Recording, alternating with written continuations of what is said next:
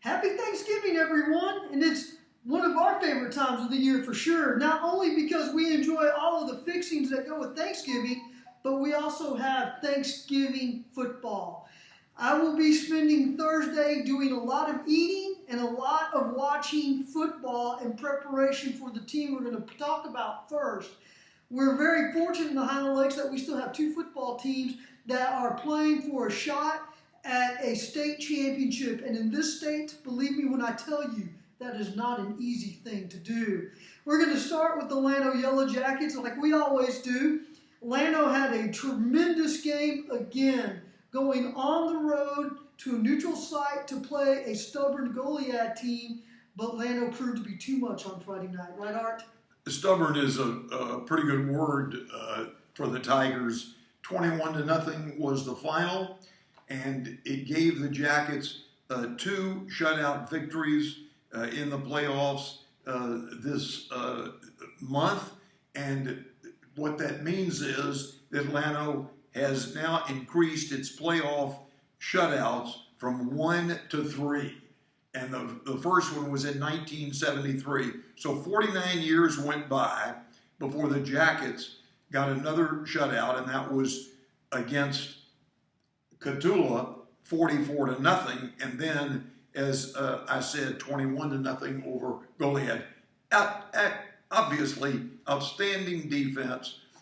Defensive coordinator Matt Anastasio, and I know you were particularly impressed, as so many were, with the play of Jackson Ray in storming that backfield of the Goliad, and to shut out two playoff opponents is such a feat, because playoff teams are always pretty good. And I know that Catula had finished 4th in its district, but still, to make postseason, you've got to be special in some way. Goliad was, and Llano got the shutouts. So now we'll see what the Jackets can do against Industrial. Interestingly enough, Industrial was the second playoff game that I ever broadcast for the Jackets. The only time the two teams had met, that was 1998. Llano went into the fourth quarter with a 13-0 lead. This was the area round, second round. Industrial comes back to tie. The Jackets take a 16-13 lead in the overtime, but lose 19-16. So that was a tough defeat, and they haven't played since. Industrial 10-2, losing to that Shiner team, which is only 2A, but it is awfully good, and Edna, which is playing Blanco. The winner of Edna Blanco plays the winner of this game, Llano and Industrial, and Edna has already beaten Industrial. Edna has been good for the last several years, but that's getting ahead of ourselves. We'll see what the Jackets can do. You know, they bring in these outstanding statistics. The leading rusher is Carson Kirkendall with more than 1,600 yards, right at 2,500 yards for his 2-year so-called career. And it's just been outstanding for him. Miguel Hernandez is only 36 yards away from a 1,000-yard season. And Briggs Green has thrown 27 touchdown passes.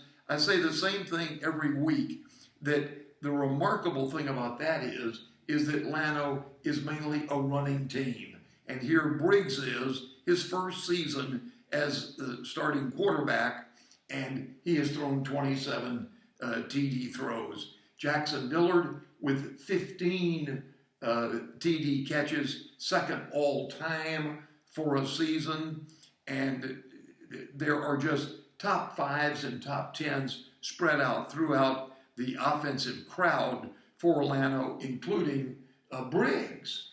So it's just been a fun team to watch, averaging about 38 points a game, giving up about 9 points a game.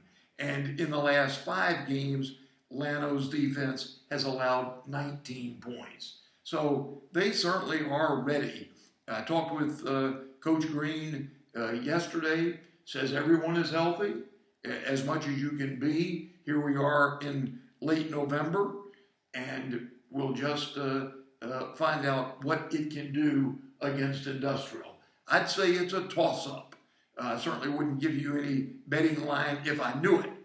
But as far as I'm concerned, I think these are two teams that are fit to be matched here, and we'll see if the Jackets can make it 3 playoff wins for this season and go on to play either Edna or Blanco for the region championship. Yeah. I've got a lot to say on this one because we've always talked about the strength of District 13 3A Division 1 and how UC Randolph, Llano, Marion, and Blanco were so close in talent, scheme, that just a handful of plays were the difference in the outcome. Then you have Industrial and Edna, and they seem to have a district that also features that sort of thinking, that you've got 3 or 4 teams whose depth, it may come down to about 3 or 4 plays in determining the outcome. So I'm very, very curious to see how this thing plays out. The other thing is, Llano won 21-0, scored 2 first-half touchdowns. 2 of them were rushing touchdowns. The one with Miguel Hernandez, within the last minute of the 4th quarter, really iced the game. But that defense never took a play off. No. And that, to me, is the difference between being a great team and possibly an elite team. And we always associate the elite teams with the number of trophies they can capture before they call it a season. Jackets now 12-0, which most of you know, and that is they're the only team at this moment with 12 wins in Llano history. Now the 2020 team won 13, but after 13, then it comes 11 until this year's squad getting 12. So they will go for number 13 against Industrial.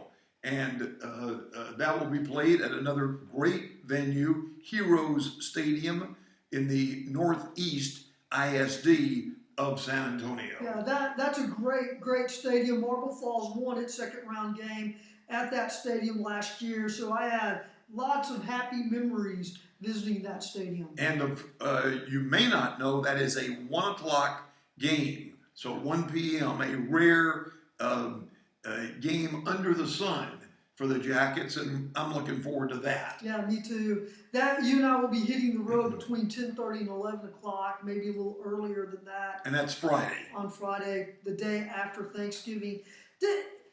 Let me mention, too, because I forget it too often, Bryce Mize, 58 of 62 extra points. Just an excellent mark, even for college. And that's 2nd all-time. He is 7 for 8 field goals, also 2nd all-time for a season. But go ahead. Well, I was just going to say, Industrial seems like it is a mirror image of the Jackets. Industrial also has a decent place kicker who made back-to-back field goals in their win on Friday night against Jourdanton. I think one was for about 36 yards and the other was for around 38 yards, 39 yards. More than 30, just under 40 yards. Bryce has been very consistent there too. Both teams seem to want to run the football. Both teams seem to want to control the clock. Both teams seem to field really stingy defenses. Industrial, as you say, is primarily a running team. They have not run up the amount of yards that Llano has, but still awfully good. They've run for some 2,500 yards. Llano has run for about 1,000 yards, more than that. Yeah. And for the season, Llano has totaled close to 5,500 yards which is outstanding. Yeah. You mentioned Shiner. Just want to make a note of that. Shiner is the two-time defending Class 2A Division I state champion. They're on at least a 21-game winning streak right now, and they feature a Texas A&M commit.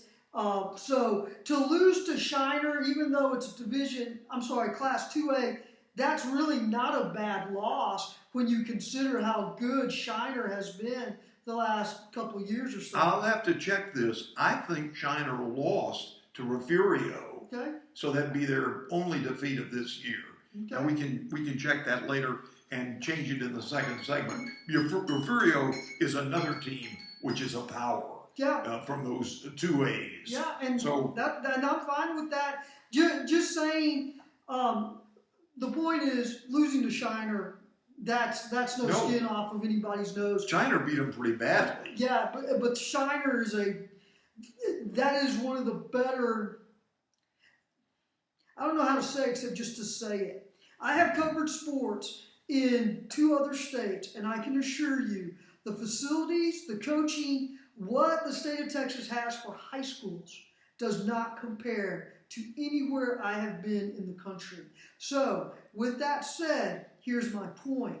To win in Texas in any level is quite a feather for any program. Oh, no question about that. When you have to go through 6 games to be state champion, you certainly are deserving of the title. Even if you win half that many, nothing wrong with that at all. True. And Llano has won 3 straight outright district championships, so there's already a lot about which to be proud, even as we get into this game against Industrial. Yeah, you bet. Okay, one more thing, and then we got to close to go to the next segment. On Thanksgiving morning, the coaches are welcoming guests and parents, of course, a couple of times at practice to have a donut or 2 and to get to see the boys and coaches close up. I want to mention Ryan Preem. Also, I mentioned Coach Anastasio and Coach Preem, the offensive coordinator, assistant head coach, certainly has played a great role with Matt Green over the years, from Lake Travis all the way to Llano. Okay. We're going to close this segment out. As always, go to TexasChalkTalk.com for all of your Highland Lake sports news. Stay with us. We're going to talk about Smoking for Jesus. They won last week. We're going to tell you about their rematch on Friday night at 7. Please stay with us. I'm Jennifer Fierro, your broad podcaster here in the Highland Lakes with Art Dlugach, the voice of the Llano Yellow Jackets.